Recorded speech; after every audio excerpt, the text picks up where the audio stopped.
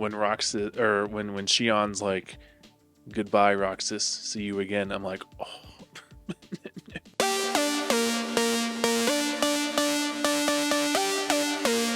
Welcome back to the Junior Men's Podcast.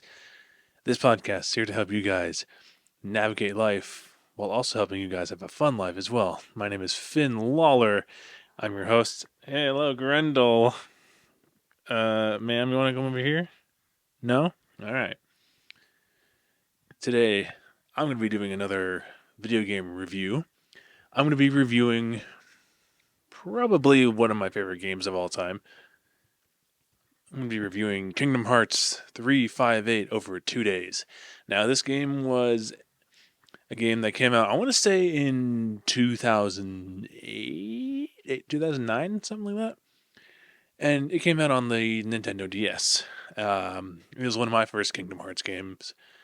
It still is my favorite story of all time, but more on that as we dive in. So, pretty much the name of the game is quite confusing as it's Kingdom Hearts 358 over 2 days. Nobody knows really where that name came from, except I think it's the last day in the entire game where Roxas is a nobody until he turns back into Sora. I think that's true. It's been a while since I reviewed the story, but I believe that is how that name got its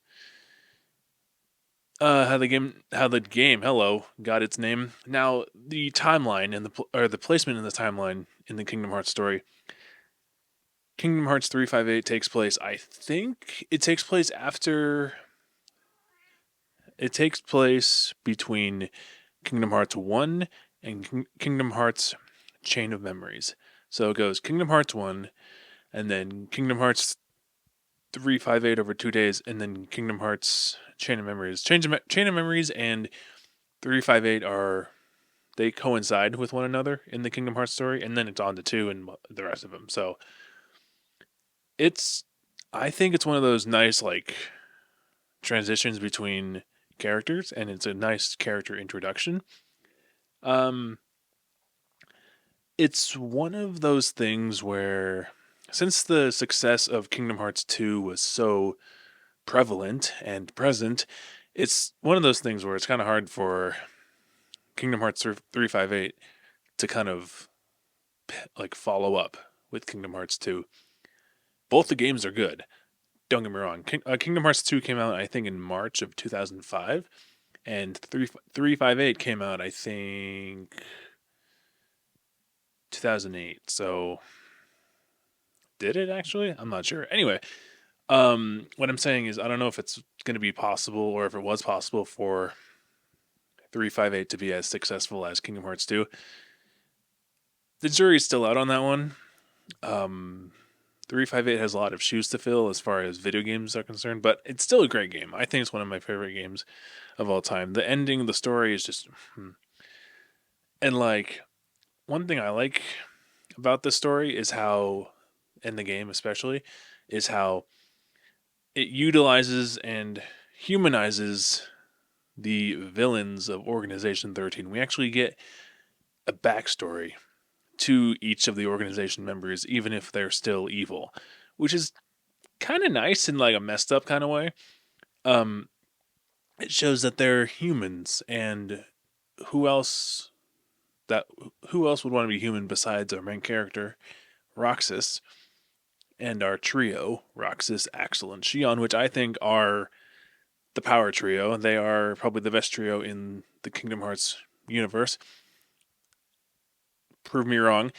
And the clock tower, when they sat up on the clock tower eating sea salt ice cream, and I don't know, sea salt ice cream is just a symbol of that entire game, and it's great. I don't think I've ever had it before, but if I had tried it, I think I definitely would. Also, the weird part about this game is, where did Shion come from? You know, it's the 14th member of the entire organization, 13, even though it's 14. So confusing, right? Well, actually, turns out Shion is a replica of Sora's memories. You see, in Chain of Memories, Sora goes to sleep, and Naminé uh, repairs his memories and all the fun stuff. However, some of those memories got lost, and they formed into Shion. So by the end of the entire game, 358, spoiler alert, we see Shion die basically and goes back to Sora as one of her as his memories. So it's very sad. The ending scene is still gets me choked up. Um, so the gameplay though, the the the panel system in that game is new. You have to kind of like put together panels with like Kiraga, potions, and magic. I don't really know. I haven't really seen any other game with that same layout. It's a cool idea. I just it can get kind of confusing, but that kind of leads to customization, right? And that kind of gives us the choice of, okay, do I want more health, or do I want a better chance of casting Kiraga, for example, right? And like one part that kind of gets me kind of weirded out is like you have to put specific panels together in order to get like hello, in order to get like specific weapons and keyblades, which is kind of cool, but also kind of like, okay, what are we doing here? Still, it's a good game though. Other than those wacky game mechanics, it's still, I think it's still a solid story. The technical aspect of it is a little strange, but it works. The I don't know, the missions in that game, some of them were cool, and then some of them were kind of mundane and repetitive. It all kind of goes back to that day by day of Roxas's life. It was cool, but then it I don't know. There's only the mission variety wasn't really like there wasn't that much of a variety in the mission variety. All there was heartless hunting, and then you got reconnaissance, and then you got the boss fights. I mean, I feel like after a while you can't really expand on the mission variety. It's a cool setup, I think. Heartless hunting or just, boss fights, but I think there could have been something more there. Again, it was still fun and the combat was awesome. Um the challenges of the game as well. The what's that thing called? The difficulty, or the what is that thing called? The mission gauge, where it shows you how hard a mission is. Might have been deceiving. I don't know. I've had missions where I went to fight a boss and it said it was a difficult boss fight, but it was easy. And then like vice versa. So that's just me. That's just my opinion. The cool part about this game though is the mission mode where you can play as each member of the organization, which is kind of cool. I think my favorite character to play in that game is either Marluxia or probably Vexen, even though I don't like Vexen at all. His boss fight in Chain of Memory is really anyway. The fact that you can play every single character in the organization is kind of cool. And then of course, if you are dedicated enough, you can unlock Riku, Mickey, and then sometimes Sora, even in multiplayer, which is kind of interesting. Also what? No, but the multiplayer aspect it was kind of buggy, to be honest with you. The I know the DS has like co-op, but even then that was kind of buggy. But last time I tried it, despite all the bugs, I thought it was pretty fun.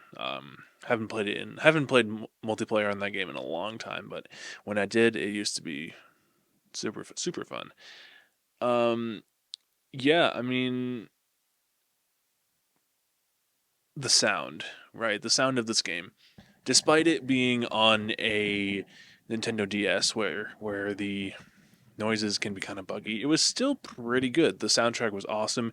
Dearly Beloved, are you kidding me? That soundtrack alone is just out of this world. Also, the voice acting was pretty good. As far as like portrayal of each character, yeah, I don't know. What's his name? Jesse McCartney. Is that the guy that voices Roxas? I think he does a pretty good job of being Roxas.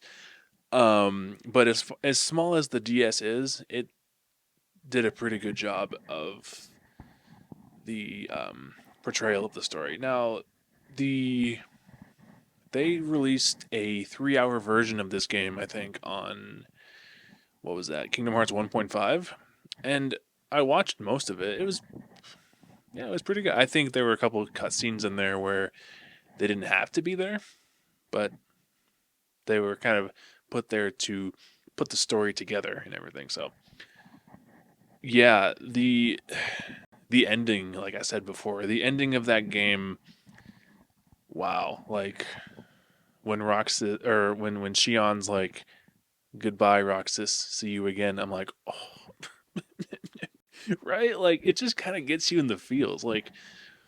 And then of course, spoiler alert: in Kingdom Hearts 3, we see Roxas, Axel, and Shion again. I won't go into any more of that, but dang, was that emotional! My goodness. But yeah, this game, despite its bugs and despite its technical imperfections, we'll call it, like this game was amazing. And if you own a Nintendo DS, buy it, play it.